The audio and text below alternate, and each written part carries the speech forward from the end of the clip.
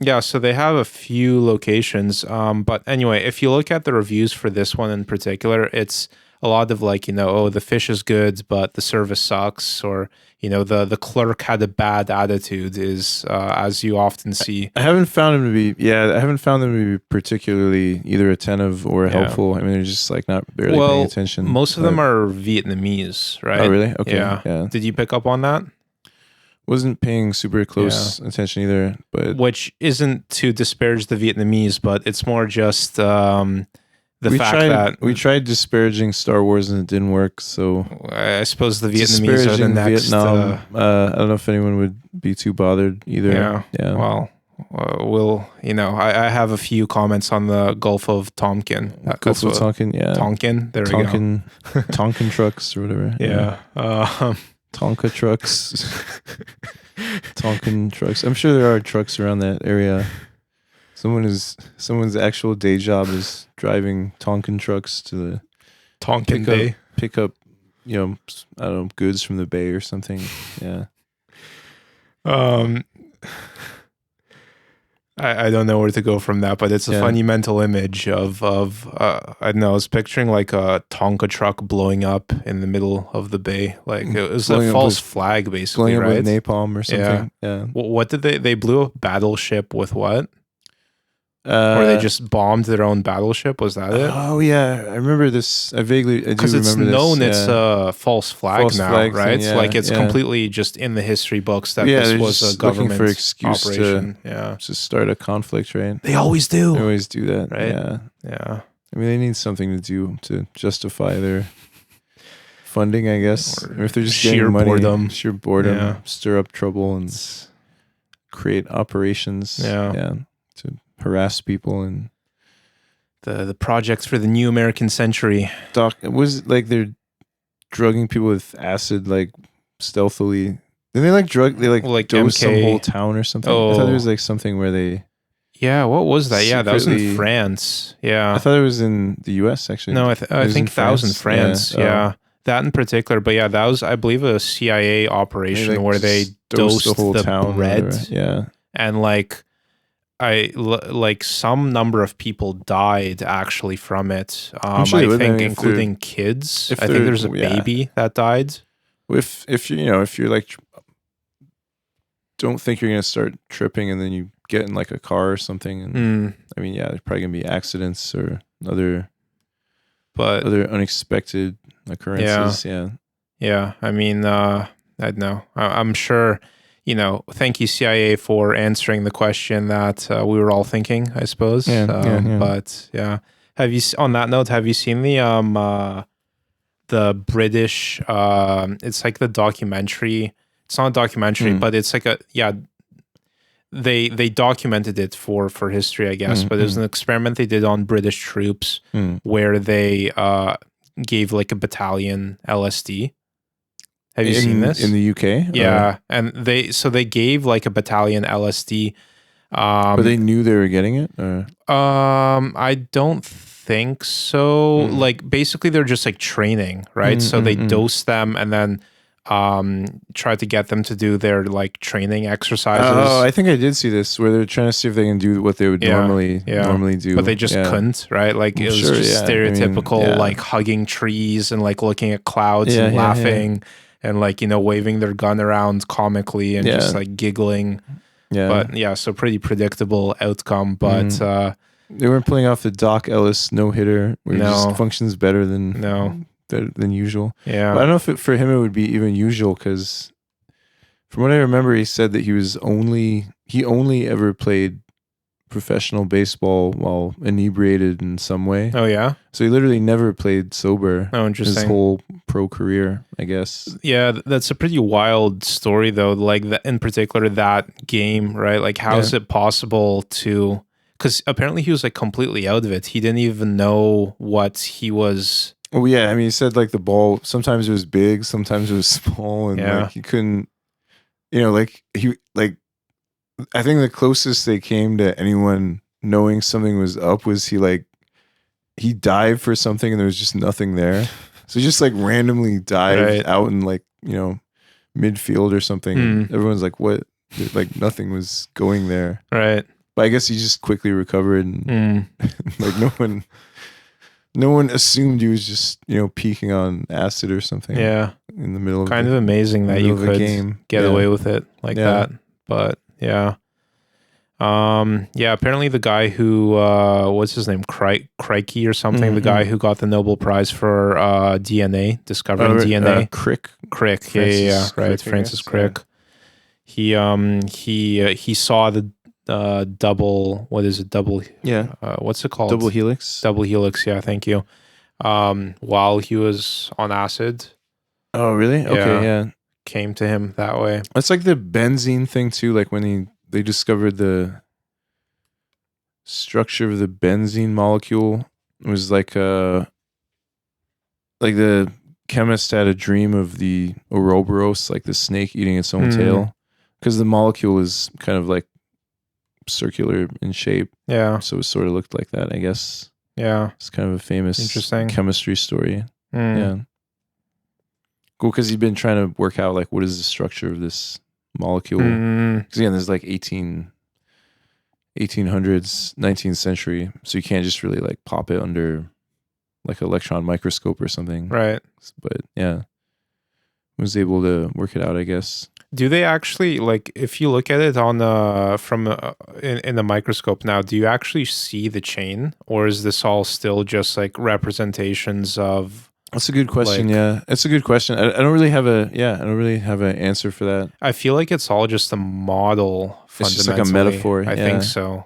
Well, certainly, I think the way they were. No, but they can measure angles. I think there is some level that you can measure. It is a good question, though. Yeah. Like, to what extent is that like real? I guess. I mean, certainly in the 19th century, I think it was very much. They're just kind of like metaphoring it out. Like, they couldn't really like what's an electron? I mean, like they don't really like they didn't have any clear. Yeah, I mean, we went over this in like high school chemistry, I guess, right? With the different models of the atom. Yeah, where it starts from the like Niels Bohr diagram, where you have like the nucleus and you have the rings and the electrons. There's two on the innermost ring, and then whatever, and you end up, actually, Niels Bohr isn't even the first. I think there are even simpler models of it. They had they had like the planetary one where they thought it's like a moon orbiting a planet or something. I think that's kind of Niels Bohr territory. Might be, yeah. But we end up with the quantum model where it's like clouds of probability, and there's these weird like dumbbell shaped structures, basically. They probably, I mean, if you learn that in school, they probably even updated it since the time I was in school, because I don't really remember that dumbbell thing. I mean, I think most of what they actually think it is now is pretty hard to like visualize. I guess. I mean, it doesn't like, I don't think it like really looks like anything really. I mean, it's not really. Yeah. I guess you could represent it as like, something spinning around something else. It's all just, the map is not the territory. Yeah, the map is not the territory. Did you study organic chemistry at all? I just took high school chemistry, really. I guess they don't get into the organic stuff there. Yeah, no, they do. Oh, they do? It's like molecules and cells. But like specifically biology. About like different reaction between different, like, so like how do you attach like a fluorine to like a benzene ring or something, right? Like what kind of like, what is the exchange of molecules that happens to get specific configurations? Like how do you put like an aldehyde on like an alcohol chain or something, right? Like how do you cleave these things together, basically, right? Yeah, I didn't get that deeply into it. I mean, that's things that I probably would have sort of understood at the time, but I definitely don't think I got to like that actual full scale level with that. Yeah, I don't think they get too deep into it in high school, but I took it for a bit in university, and it's definitely, I mean, you just want to go full Heisenberg with it, right? And like, it's probably at the time it was probably my least favorite class I'd like ever taken. Chemistry in general. Yeah. I think I found it, for whatever reason, I found it really annoying to like keep track of the like moles and everything, and like I mean that's just math basically. Yeah, it was too mathy in a way that I didn't like at the time. Like weirdly I vibed with just physics, which is very mathy too. But I think conceptually physics is funner when you're talking about like the, acceleration and you're modeling scenarios of, a car hits a guy at 60 kilometers an hour. I thought it was easier to make sense of the questions involved. At least at that level. I mean, I'm sure it rapidly gets pretty incomprehensible. I think like high school chemistry tries to just give you an overview of chemistry, which is a huge thing because like in university gets split up into like analytic chemistry where the question is basically, okay, like how much for this amount of input, like how much output can you expect in in the ideal scenario, and then like in the lab scenario where there's actually like other stuff interfering or something. Then there's like inorganic chemistry where you're dealing with I don't know, just a lot of like metallic substances and kind of all the words escape me because it's been too long since I studied it. But organic was the funnest, I would say, because you get into this sort of like Lego territory. We're trying to like fit things together. Like if I wanted to design a chemical, How would you make it? Where like would you put things? What reagents would you need to use? Like what reactions? What's the order that you would kind of assemble it in? But that was all very cool, but very challenging. Like the analytic stuff was actually way easier because that's just like basic math essentially, right? Yeah. Yeah, it's certainly interesting, man. I mean, I think I'd appreciate it more now. Like as I said, when I was taking it as high school chemistry, wasn't it just seemed like math that wasn't terribly problems in math that weren't terribly compelling to me. Like how much combine this with this and how much of this is it going to produce, and just I don't know, things that weren't super appealing to me at the time. But I probably would appreciate it more now, I want to say. It's kind of the way a lot of life is, right? Like at the time I had this thought, like this very original thought that no one's ever thought before of at some point in the future, like even your worst day, like I don't know, yesterday would seem like just some fantastical like experience that you even could be in that position, I guess. Like although I'm not in a hurry to, there's certainly large parts of the past that I'm like not in a hurry to, I don't know, relive or like but again, it's kind of like how who's the Scientology guy? Earl Hubbard's Ron Hubbard. Thank you. Yeah. I always call him Elrond Hubbard, like Lord of the Rings. There's Elrond from no, like but the elf guy or whatever. The guy that's like, I was there 3,000 years ago, like the meme, or I don't know. There's that he plays Agent Smith in The Matrix. I know the actor, but but it's like really serious looking Lord of the Rings elf called Elrond. It's not okay. If it's not Legolas, if it's not Orlando Bloom, then I don't know. But Ron Hubbard.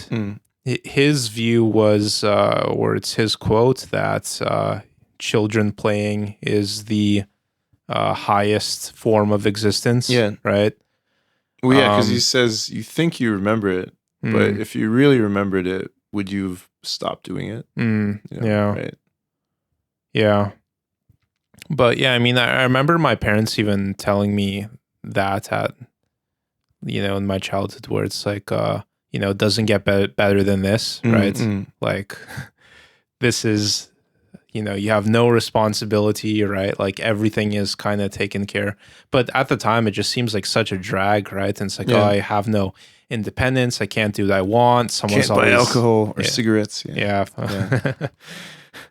Can't just you wait until I get my fake ID and I can have all the Marlboro Reds cigarettes I want. And alcohol and I think that's another thing that little kids just don't really get is like adult coping mechanisms of what, like alcohol and tobacco? Yeah, like alcohol. Yeah. Like I remember being a little kid and I was just like, why would people smoke, or like, why does this dude have like a pack of Marlboros in his back pocket and he's like trying to hide it from his wife or something, or like. Well, that's funny too. Yeah, I mean, like being grade 6 and with all your friends being like, why would anyone ever smoke? Like, it's so dumb. You look dumb. You're killing yourself, and then. Now I have like quite a few friends who, smoke. I think there's a curve where you're like, it goes through. I do think it starts being cool at a certain point. Yeah. But like certainly you have to be old enough that you can like sort of process that. Whereas like if you're literally like a 4-year-old or like a 5-year-old, you're just like, oh, like. You're like, oh, this is harmful, and like you just don't get why like someone would smoke, I guess, if you're like a real little kid. Yeah. And then when you're maybe like 10 or 11, you're sort of like, okay, it's like kind of cool, but right? So I think there's like stages where they can process it. Mm-hmm. Or if you're like a real little kid, like you're sort of like, why would someone be an alcoholic or something? Yeah. You know how like little kids like sort of think that everything's like intentional. Mm-hmm. Like, so if you hear someone's like, if you're like a little kid and you hear like someone's like a, in like Alcoholics Anonymous or something because they're an alcoholic, you're just like, well, why would they do that? Like, why would they become an alcoholic? And, like they think it's just something you like become, like you had to like apply to alcoholic school to like become an alcoholic. Yeah. In the same way you like go to like, I don't know, med school or like. I mean, the kid's not entirely wrong because along the path of alcoholism, and disclaimer, I'm not an alcoholic, so I don't fully understand that struggle, but there's a lot of turn-off points where you can identify that you're in a loop of bad behavior and figure out how to not do it, right? Like, and again, I'll on the topic of being an addict, I was addicted to nicotine for 8 years, I would say. I think you could have, like, I'm familiar with the addiction loop in general. I think you could have stopped. Like, I wouldn't say you were like. It's a very unpopular take at the moment, I think, but like. Are you dismissing my struggle? What's the word here? I wouldn't say I'm dismissing your struggle, but I guess just like in terms of alcoholism, where people are like, oh, it's like a disease, and like alcoholics are magically different from non-alcoholics, and like, okay, there might be an element of that. Like some people might have genetic factors where, shit hits different, or like, certain things are harder. Yeah. But I'm also sort of somewhat, I guess I just do have my own skepticism where. So whether you're saying alcoholism isn't real? I think people are just making it up. I think it's real, but I think I wouldn't say that they're like completely lacking in choice where they can just like, okay, I mean, alcohol is not terribly difficult to lay your hands on. And maybe it's even too easy to access. But I think I do think there's that self-will or sort of... well, that's what I'm saying. There's a lot of turn-off points along the highway of addiction. That's sort of what I was saying, yeah. So, whereas I've seen content where people are like, oh, if you're an alcoholic, you're just like... It's just like, you got hit by an evil fate or something, and there's not much. I mean, people want to avoid personal responsibility for how their life turned out, right? So I mean, that takes the shape of being like, well, my parents made me this way, there's nothing I could have done, or my dad was an alcoholic, my granddad was an alcoholic, so it's only fitting, like I can't help it, right? There's people, I mean, I've actually, I sort of actually have like detoured recently into watching some alcoholism related videos, again, mostly just to distract myself from other things, because like I've barely drank any alcohol this year, and I wouldn't ever have described myself as an alcoholic, although I did have an alcoholic living with me at one point. But I think there is an element where they're like, they like still think it's kind of like badass, you know? Like they're like, oh, I'm sober now, but let me tell you like crazy stories from when I was an alcoholic. It just really, sounds bad, right? No, it sounds badass. But they're like, well, yeah. So they're like, no, but like to you, it sounds bad. You're like, what? Well, it's like, okay, like, yeah, you had like a shitty time through being an alcoholic and, you know, like epic destruction and fucked up your life. And I think there's an entertainment factor to that, but I think it's also just, I feel like there's still sort of justifying it.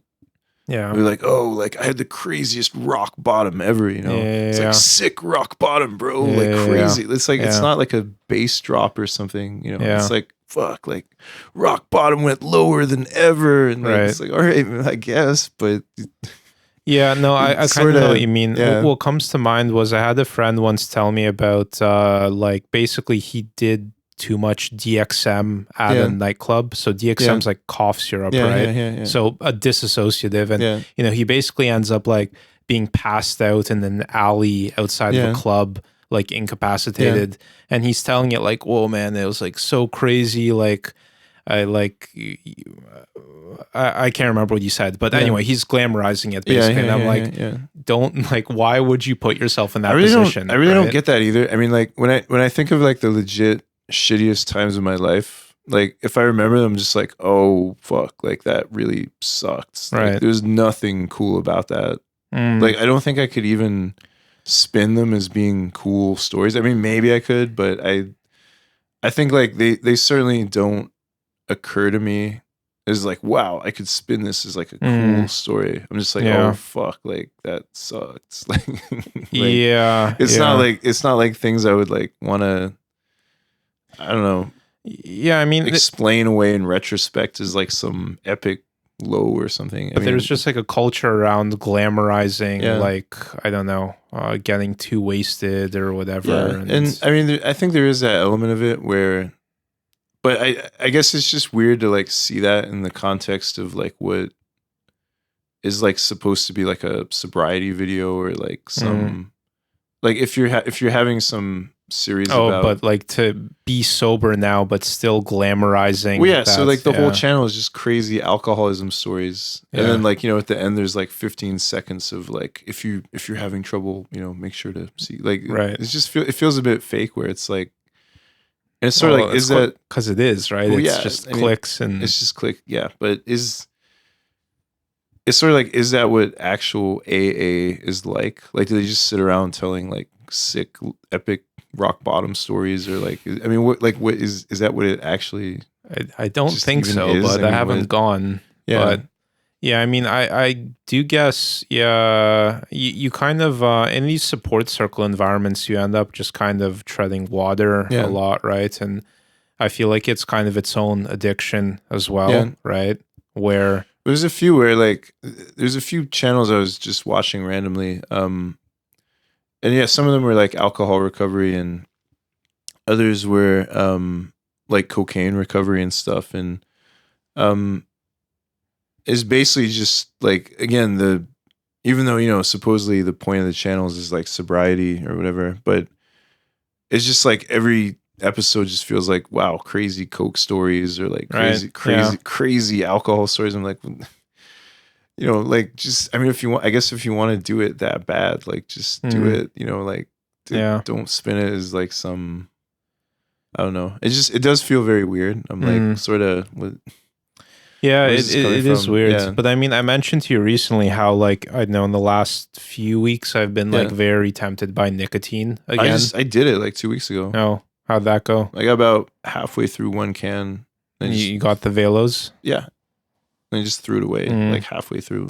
Yeah, see, I can't do that. Like I know how slippery the slope of I felt like it was very, I would say like my motivation to even continue with that can was so low, because it was like, even after just doing it for like 2 days, I was like, oh yeah, I remember why I quit this. And I just like didn't even get through the one. So why did you quit? Just the weird energy ping pong, like. Well, yeah. So I remembered why I quit like a year ago. Mm. So then I was like, oh yeah, like this time it's like not taking even a few days. That's good, man. Like, yeah. I mean, for me, the general pattern, and yeah, I've kind of been able to maybe like reintroduce vices. I don't know. I try and stay away from stuff I know is bad for me because, again, man, it's like, I got some cereal. I'll be eating a Snickers next week, right? Like it's just like it's the slippery slope. I think you should just do it, man. Like I think like most of these things where like if you feel an organic desire to do it. But I mean, maybe that's where alcoholism starts or something. I don't know, man. Like I've been telling you about just getting my ego bruised through interactions with some humans this week, and I know just feeling kind of getting the short end of the stick in social situations. And so like I feel like eating sugar is me trying to comfort myself that way. Right? Like it's just some weird coping mechanism. Yeah, okay, like vices have a utility. Like I think there can be general trends where if you just sort of like if you eat a Snickers like once a month or something, like is that gonna have any impact on your overall situation? Well, I guess so not directly, but it's part of a trend, right? And it's part of a like there's a healthier coping mechanism that would be obscured, like turning to whatever vice to cope with whatever turmoil is going on in your life in that moment. Like that's a distraction from the growth you actually need to do. I think there's an element of that. I guess it's a question of like regularity too, where I just think like if you place too much importance on any one, it's like if you're doing some training like gym, like weights training, you like miss like a week or something, like, and then you're like, oh, I can't go back to the gym because I missed a week. Yeah, whereas if you just simply just like went back and you're like, all right, whatever, or like blah, blah, blah. Quitting nicotine and substituting nicotine addiction for the addiction of checking how long it's been since you've had your last nicotine dose or whatever. Yeah, that gets very weird. Where I think like anything where I was like going to elaborate means to like. I guess like one reason I don't really believe in prohibition is because like I just don't think anything should have that much power. So if I'm literally sitting there thinking like, oh fuck, like really want to get nicotine, but I know I shouldn't. I'm like, it's like it just feels like a fake threat or something where like just do it, but at the end of the day, you're still going to be like, this is not really valuable. So like for me, it's like I'd rather just see it lose value to the point where like, even if there was like a can over there right now, like I just really, like not really motivated to, I don't know, do it or something. Like for me, basically it's like, okay, like let's go and get some nicotine pouches tonight. Like why not? It's been let me check just for funsies. I'm not in the habit of checking. Logging it though, or like, well, yeah, I set up an app to my phone's bugging out here. Let me see if I can. Okay, there we go.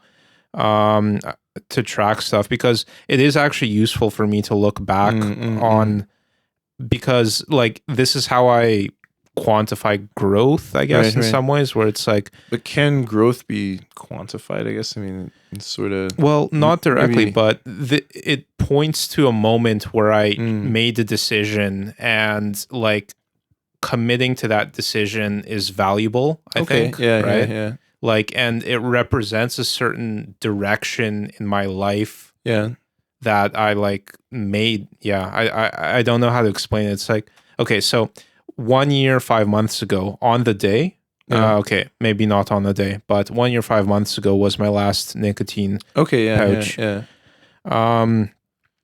So where was I going with that? So if we were to go and get like nicotine now,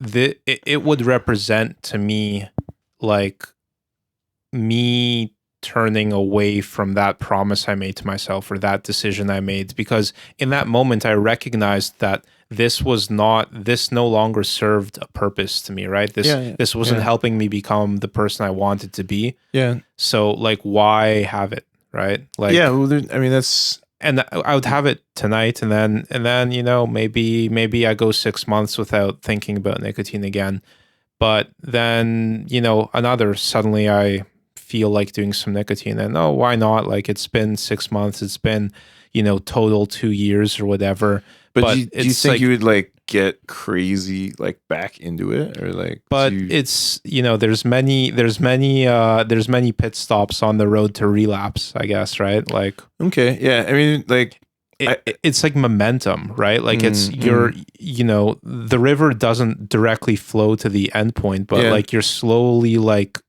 whittling away into a certain direction, and it goes into a completely different place, right? I guess so, man. I mean, I think I tend to see these things more as like general trends or something, where I don't know, like, I guess the equivalent if you were an alcoholic would be like if you do consistently have like crazy relapses or benders where you like wake up with, I don't know, broken bones and you know, jail time. I mean, like, you know, if that's happening like every 3 months consistently, then you probably gotta like look at that. It's a pretty good reason to stop. Yeah. I mean, if you're like, but I mean, it depends on your goals, right? Yeah, sure. Like if you're trying to get buff, then you shouldn't drink once a week even, right? Like once a week would just take so much wind out of your sails of all the other stuff you're trying to accomplish. Well, I mean, right? if you have I think if you have a very specific like weight gain or weight loss goal or like physical condition goal, but if you're just like, well, I don't really need this in my life. Yeah, but the fundamental question is like, why do it at all, I guess, right? Like, okay, it's fun, right? Like you know, you turn off your brain every Friday night or whatever, and you feel disinhibited, and, you know, you forget your problems, and you have fun with your friends or, you know, people you think are your friends at the time, I suppose. I think people are really, at least from what I can work out, like people that are really alcoholics are like kind of trying to just almost like literally just obliterate their consciousness in a way. Yeah. Because kind of, well, it's just escapism, right? Escaping, but like everything is that, right? Gaming is that, or I don't know, like I don't know, like sweets as well, or like overeating. Like, why would you eat to the point where you're like passed out in a food coma or something, right? Like, but there is that drive, right? There is that desire, again, the desire for oblivion, absolution, oblivion, I guess, more so. Yeah. I think there's some drives where the only way to deal with them is just go through them or follow them, though. I guess, but you don't come back from some of them. Some of them. I mean, like if you're, you know, using huge amounts of heroin or something regularly, then you're increasing the risk that you're gonna probably not, you know, physically come back, but or like doing datura or something probably also wouldn't possibly not worth the risk of things like that. Yeah, well, I know, like, I guess I went through my nicotine journey where I fulfilled that desire, I suppose. I don't know. I mean, it came out the other end, but like, why go back in, right? Yeah, well, I guess that's the question is like, even if you, I mean, if you don't feel any interest to go back in, I guess is the thing. But if you're like, oh, like I feel like if I was like, oh, I gotta be careful around that nicotine because like I might get sucked back in, then I would almost be more bothered by that, because then it'd sort of be like, well,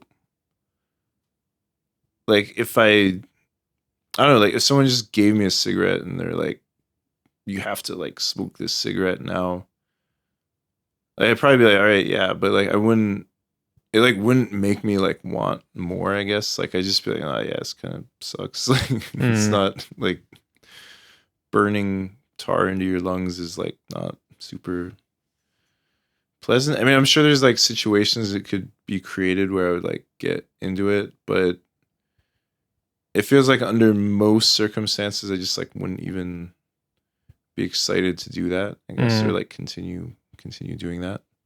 Yeah.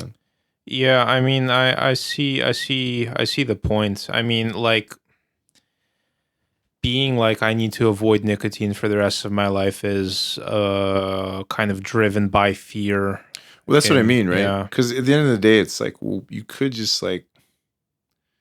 But I don't trust myself, right? It's because I know, like, I know you would actually like get quite into it. Or? Well, yeah, man, I'm just obsessive, right? Like, I think the fundamental drive, in my case at least, the driver of addiction is like obsession and like, you know, quasi, fixation, right? Getting hyper fixated on stuff. Yeah. So I don't know. Have you ever, like, I guess what I'm trying to say is like, have you ever just like, what if you just had like a day where you just like, I'm going to eat like literally 20 Snickers and going to like smoke a bunch of cigarettes and alcohol and just like watch porn and like do everything. I'm like not, you know, do intentionally silly things. Yeah.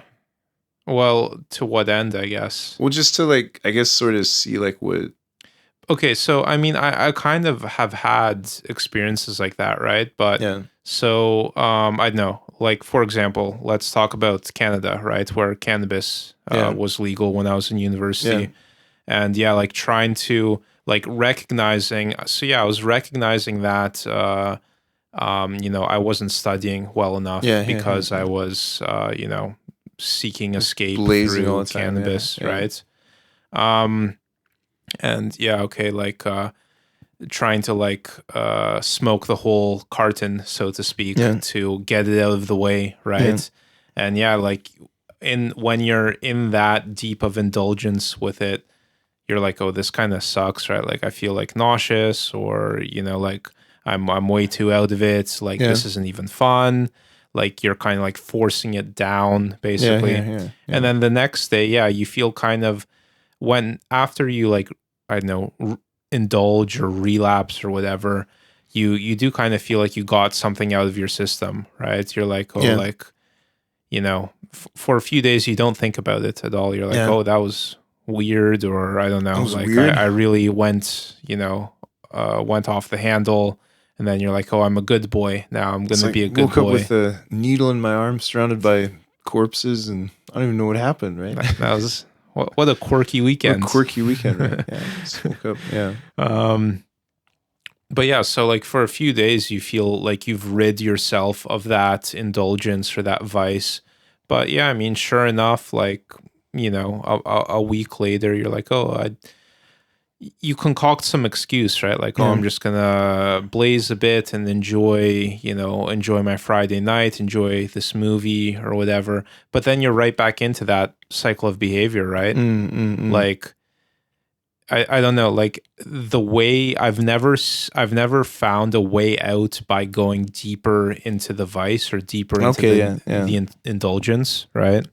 But have you? I guess there's some things that maybe would work more than others, or maybe it's just the timing too. But kind of same thing with like eating poorly or something, like having a cheat day and eating all the stuff you're not supposed to, and then like I guess like cheat days to that extent seem kind of pathologically weird. Like if you're like literally doing that model where you like have one, I mean, okay, like if you have like one, if you just suddenly feel like you need to like eat, I don't know, like 30 pancakes or something. But like if you like make a specific scheduled day where you're like, I'm just gonna like eat all this garbage. Okay, well, that's like a weird. But people do that. I mean, people like there are people doing that, and like I don't really get that either. I'm like, there might be some way it boosts your metabolism or something, but I don't know, man. I think it's just a weird. But model where they're like, you know, now you're kind of like saying what I was saying earlier, where it's like, okay, you know, it's not good, so why do it, right? Well, but I think they're like doing it with the idea that it's like a sustainable thing. So you're gonna have like 6 days where you like eat very precisely and cleanly. And you're just gonna like randomly have a scheduled time to like, I don't know, eat like McDonald's or something. See, that's weird to me because like I would like if I just organically felt like eating McDonald's, I would probably just do it. But I wouldn't be like, oh, like looking forward to that cheat day when I can, cheat. You know, like but, okay. It seems kind of weird. Yeah. You see what I mean, right? Yeah. So that's like the idea where I feel like you're empowering. There's no accounting, right? Like, I guess just like if you're scheduling a formal day to like, and then you're like looking forward to that or something, like that seems like you're weirdly empowering it in a way where if you just felt an organic desire and then just did it and then you're like, all right, well, it's over or something. But if you're like, I'm gonna have like a scheduled cigarette day on the 17th of each month and I can smoke however much I want. Like that would seem so strange to me because I would just be like, well then, do I actually want to smoke that much all the time or something? Or like that would seem really strange or something, I guess. So like I get your philosophy of you know, if you feel like you want to do something, you should just kind of do it and enjoy it and kind of move on, or at least like see through it, I guess. I mean, like sort of like if there's something that you hopefully like I think hopefully you can reach a point where you like see through these things. And I mean it might take a while to level off, I guess. I guess that's my philosophy, is more like level things off rather than just like make some very ritualized commitment. And you know, I'm not saying it's the one true way or anything. But for me at least, like I would probably end up more obsessed with like cheat day or something. Like if I like made that a thing, I would probably think about it too much or like get more into bothering with that rather than if I was just like, oh, I randomly feel like, you know, getting a apple pie or something. I mean, if I just ate a pie and then forgot about it, like I probably would be more able to just maintain a general diet or something. I don't know, like for me, I feel like these desires are part of a larger complex of behavior or something, right? So it's like you get the peak of the wave where like, oh, I want to eat something sweet or something, but like under the surface there's like, it's not just an isolated indulgence, I feel, where it never is for me, right? I don't really get kind of just wanting. I agree with you. If I knew for a fact that it was like a one-off indulgence and it was just a whatever silly thing that I could enjoy and move on with the rest of my life, then by all means I'd be happy to indulge it. But just from how I've seen stuff unfold in my life, it's always like usually falling back into it or something like that, basically, right? And like it's fine to go into it a bit, and especially I feel like after you've really gotten out of the addiction, you can start to like reintegrate kind of that indulgence occasionally because you have a better idea of like where the line is, I guess, and you can kind of play with it a bit more. But I mean, fundamentally, I just always come back to like, I know I shouldn't be doing this, so why let myself do it, right? Like, I mean, that's kind of reaching that place where you hopefully not feel the pull, I guess. Not feel the need. Certainly consistent alcohol seems like a pretty rough one. I mean, even drinking, sometimes I'm not sure it has super positive carry-on effects. I think it has no positive effects. But if you're, so if you're doing like every day or something, pretty, probably, It sounds like it can really creep up on some people where it's like, oh, I'm just having fun and enjoying it, but it like becomes like a daily thing or something.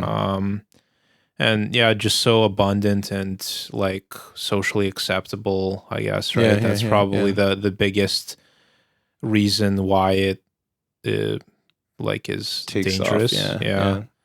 off. But yeah, no, just seems like a bad time, basically. Like, I mean, I think we've previously talked about just how dehydrating it is, and how when you're not drinking, you notice even kind of a mild hangover, that there is that signature of energy. Certainly dehydrating. Yeah. So yeah, I don't know. I'm not a fan. Wouldn't recommend. I think there's some alcohol that can be quite psychedelic or kind of mind expanding in some ways, but it has to be pretty good quality, I would say. Like I think if you're drinking good quality alcohol versus like cheap, Spirits. Industrial stuff or something. Yeah. So I think there is some alcohol that can can have almost like psychedelic effects if it's good quality. Like I'm not knocking the desirable effects of it, I guess. Certainly very like, man, I've had some crazy euphoria off of like gin. Where it was like, like I couldn't believe that it was just alcohol. That, right. Like, but I don't know. I don't know where I was going with that. Do you feel that you're like fully done with alcohol, or like you're not really planning to drink like ever really? Or man, it feels like the thing that bugs me the most about it is it seems like some social situations call for alcohol, or like the other person wants to drink, but if you don't drink, then they won't drink, and if they don't drink, then I don't know, like progress or whatever. Like the fun doesn't quite unfold the way I don't know. I don't feel like I need alcohol to have fun. But like some people do, I suppose, right? Some people aren't able to access like disinhibition through, I don't know, other mechanisms in their minds, basically. But yeah, like why alcohol? It's so annoying that society has enshrined this. Like, I don't know. There's just so many better options. Like even like, I don't know, for example, like low dose psychedelic mushrooms or something. Like, isn't that just such like a funner place to be? Yeah. And probably less dangerous, and probably less body loads. Like, but yeah. I don't know, whatever tradition, like alcohol and tobacco have this long history, and they've been grandfathered in, even though if they were the latest designer drugs on the market, then they would never ever reach standards, because just so bad, right? So dangerous relative to everything else, right? Curious about tobacco though, because at least the European use of it is pretty recent, actually. I mean, they got it from the natives, New World, right? Oh. I mean, Native Americans. I don't think Europeans had access to tobacco before. What about through the Middle East? Because they're pretty into it there as well, like the spice route or something. I don't know if they were using tobacco though. I mean, I'm sure they're using other smokable substances, but I don't know if they were using tobacco. Like one thing that was offered to me once by I think maybe he was Indian, but a university student. Have you heard of doka?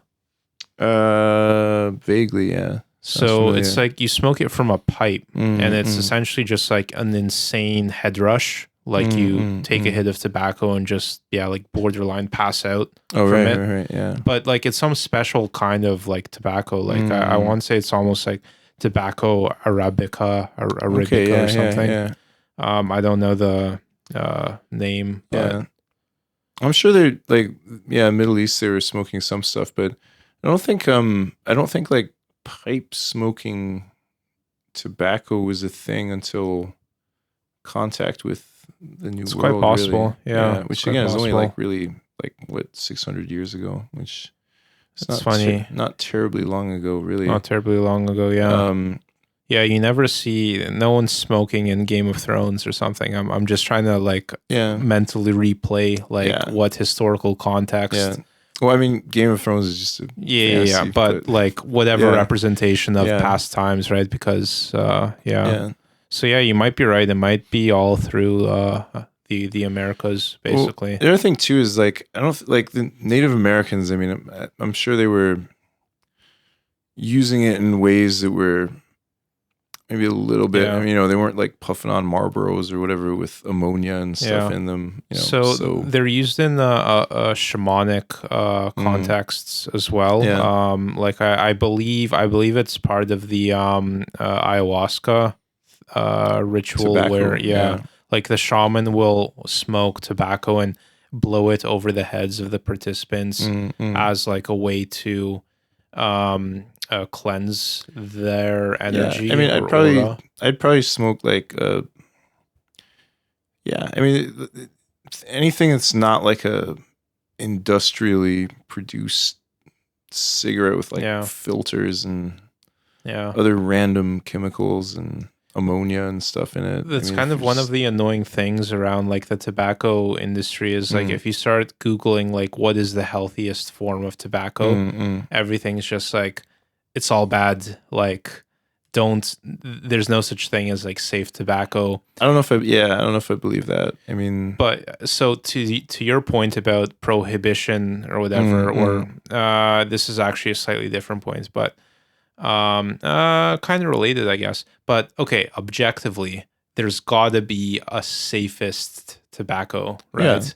Yeah. Like, I don't know if it's native spirits. Is that the natural-ish one that's widely available? Not American spirits. American spirits. That's the one. They're just another industrially. Is that industrial though? Well, it's just, it has the reputation. Filtered, if I remember right, it's still I mean, I could be remembering it wrong. So what about like rolling tobaccos? Well, are those healthier? They feel healthier. Yeah, they feel healthier. Yeah. Compared to like a Marlboro or Camel or something. Okay. I've smoked them as well. If someone rolled me, if someone rolled me a cigarette, I would probably just smoke it. But if someone just handed me like a filtered Camel or something, I'd sort of be like, But so objectively, like something has to be safer, but because of the prohibition kind of mentality, it's like no, it's all bad. Don't do any of it. But so I don't know. I mean, don't get me wrong. I mean, I think if you're smoking 19th century pipe tobacco every day for like 10 years, like you're still probably gonna get really shitty cancer. Yeah. I mean, so I'm not saying like take up old school pipe smoking or something because. Realistically, I mean, I certainly don't. I don't think the Native Americans were like doing that every day. I think it was pretty ceremonial for them. Yeah, right? I don't think they were sitting there, pounding their pipe every day and like sucking. Well, yeah, I mean, like cigarette smoking is just another artifact of like shift-based economic reality, right? Like, the same thing with cocaine, where like I was reading I think it was a Aleister Crowley essay about cocaine or something where he's saying like, like the natives where they're like chewing those leaves or whatever, they're kind of doing it in a pretty specific way. Like they're not really like sitting there railing white lines, They're just like chewing on a plant leaf and kind of doing exercise at the same time, they're walking up the mountain. Well, it's like for like altitude sickness, I believe, right? So I don't think they're like, I mean, I guess his point was just like the way in which it is consumed by cocaine users versus like people that just had access to that plant and kind of chewed it or whatever. It's maybe a little bit different. Yeah. I mean, it's not. It's not the molecule itself as much as the delivery and context around it as well, I suppose. Yeah. But when you start getting into distillations of molecules, I think that's when generally the slippery slope starts making itself more apparent. Like, I don't know, how was like opium consumed? I mean, like, I feel like even the kind of like opium ball or like the wax. Like that's already kind of a distillate territory. Was there anything before that? I guess tea, poppy tea. I think they had a tea, and that's probably the first like lightest version of that. I think people have been smoking opium since way back, though. Yeah. At least, yeah. I mean, it did become kind of a huge thing in the 19th century, unfortunately, or fortunately, I don't know, but you get the point I'm making, where it's like once distillation starts getting introduced, stuff starts getting a bit squirrely. Yeah. Because certainly no one was like until about 100 years ago, no one was like injecting heroin, which again didn't really exist in that form until they're like kind of isolating and concentrating that that aspect of it. Distillates, I'm trying to think as well. Distillate, I don't know. Seems like a bad idea, but I mean, some things work very well. I mean, aspirin works like really well, and Tylenol works like pretty well. Yeah. But I mean, again, it's if you take too much, it's very like you can kill yourself with Tylenol. Yeah. Because apparently there's like 5,000 deaths in America from aspirin or something every year. There's a ton from Tylenol too. Yeah. Well, one of the reasons that's the case is because people do it because they like think, well, there's like cry for help people. So they're like, oh, it's just Tylenol. Like, oh, I'll just black out and then people will give me attention. Then they go to the doctor and the doctor's like, yeah, sorry, you're going to die. They're like, what? They're like, oh, yeah, sorry, it's like irreparably damaging your liver. Like, I don't know what to tell you, you're going to die. So what does it do to the liver? Well, it causes basically shutdown, right? Just cause the cells to die in your liver. I mean, basically. If you, is it like it's toxic to those cells or what? In high enough doses, right? If you take a very small amount, like when you have a cold, like okay, but if you're like sitting there down in bottles or something, I mean, you're just gonna like shut down your liver, right? And most of the time, like if it gets to that level, there's not much they can like really do. So it's like, sorry, you can get a liver replacement theoretically, right? No, but on short notice. On short notice, if you're probably like, not. I mean, those things are pretty. Like they don't exactly have unlimited livers. Just most of the time, those are for waiting lists. So if someone just rocks up in the emergency room, they just like drank 3 bottles of Tylenol. A lot of times, like not much they can really do, right? So did you know anyone like this? Well, yeah. I mean, I come from kind of a medical background, so. I kind of did hear some stories. I heard a lot of stories where like people do things that think it's going to go one way, and then doctor has to be like, sorry, like either you're basically dead or you're like permanently fucked. And they thought it was just going to be some goof, attention getting goof or something. It kind of reminds me of this story. This was a few years ago, I think, but basically it was I want to say he was Australian, and he ate a slug on a dare. Oh yeah, and it's like the brain parasite. Yeah, and just like became a vegetable, basically, right? Just completely lost. I mean, function. It's another thing where like you would, like, who would ever think that would happen? But at the same time, it's like, like why would you be eating random slugs? Play stupid game, win stupid prizes firmly, right? Yeah.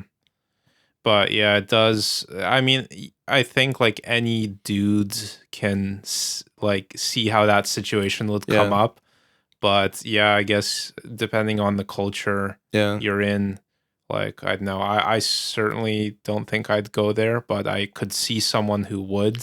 Yeah. Right. But yeah, I mean, people do stupid things. Well, the other thing too is like, I mean, like people are having a breakdown and they just like I've known people that do this too. They'll just like eat every pill in the house, like no matter what it is. And, they're trying to just like OD on whatever they have around. And, sometimes, I mean, okay, like you're probably not going to OD on like, I don't know, random caffeine pills or vitamin pills or something. But there are some things that you can actually OD pretty easily that you maybe wouldn't think would be that Well, again, like Tylenol or something. Right? Yeah. So, so some things can actually be way more serious than, you know, most people would credit. So you might be shooting for cry for help, and you literally just wake up and, well, you don't, right? You're just dead. You're literally just dead, right? Yeah. So yeah, the random swallow whatever is available, kind of actually not the best. Well, not for cry for help. Best strategy. Or like ethanol, like the rubbing alcohol. Isopropyl alcohol. Yeah. There's a lot of things we're trying to drink that. I mean, you're gonna end up with a really. I think you'll go blind. Yeah, you go blind. Right? Yeah, there's things you don't want to do to yourself. Where, if you thought you were miserable before, it's probably gonna make you even more. You know, just like eat a pizza or something. Yeah, that's a situation where the like ridiculous. Smoke a cigarette. Yeah. Have a Winston. Yeah. Winston tastes good. Like a cigarette should. Yeah. Getting all my friends Chesterfields for Christmas. What's that Ronald Reagan thing where he's like, yeah, certainly. I mean, like, I guess like the horrible diet doesn't seem that bad in comparison to like randomly swallowing. Yeah. I mean, for sure. Like, if you're there mentally, then have like some Domino's McDonald's, pizza or have a Domino's or something rather than swallowing a bottle of Tylenol. Yeah, man. I mean, it all just comes back to like state modulation, right? And being in like lately. I mean, like I was telling you before, like the sort of triggering social experiences that have been plaguing me earlier this week. And like, if I start thinking about it now, I'm just going to drive myself insane again, right? Like I'm going to feel that way again, right? State kind of stuff is tricky, man, because it does have to be the more of a routine you maintain, the easier, like it gets easier to more frequently access good states, the more you do it.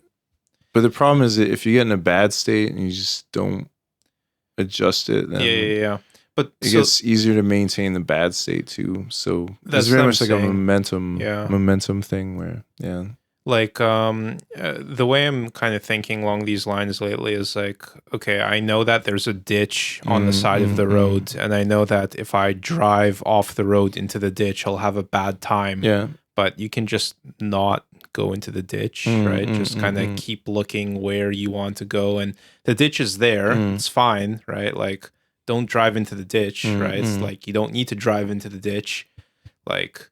So you can invoke a bad state by obsessing over negative stuff, but you don't have to, right? You don't have to, right? You can choose not to, basically, right? Like fixate on the good outcome, and the positive momentum you have in life, and don't beat yourself up too bad over stuff that doesn't pan out maybe the way you wanted it to. But sometimes easier said than done. Of course, but that's the art of it. And I mean, it's a hard battle, but I personally feel better fighting it than just escapism, right? Just going deep into alcohol or whatever mindless indulgence kind of shuts off your brain. And but on that note, I think it's time for a cigarette. I think it's time for Winston. They're cool. I'm more partial to Marlboros ultralights. I only ever smoked the reds and golds, and I was thinking of the whites and golds. White and gold. Okay, yeah, I think it's maybe the same. I don't know if that's Japan only or if that's universal branding. But I think there is just the golds, which are a little bit smoother than the reds. Yeah, reds are like the real coffin nail kind of cowboy killers, I believe they're called. Right? Yeah. Went through a period where I was able to tolerate them and enjoy them, and then I think I definitely don't feel like I could do that. How many were you going through? Not that many. I mean, just not even a pack a day. I mean, really, just like 10 a day or something. Not even a full pack. As someone who smoked maybe 3 packs lifetime, like pack a day. I know I'm having trouble conceptualizing that, but I think think we're wrapping up here. Yeah. Ready to rapids. Yeah. Well, smoke Winston's, and until next time. Till next time. Thanks, everyone. Peace.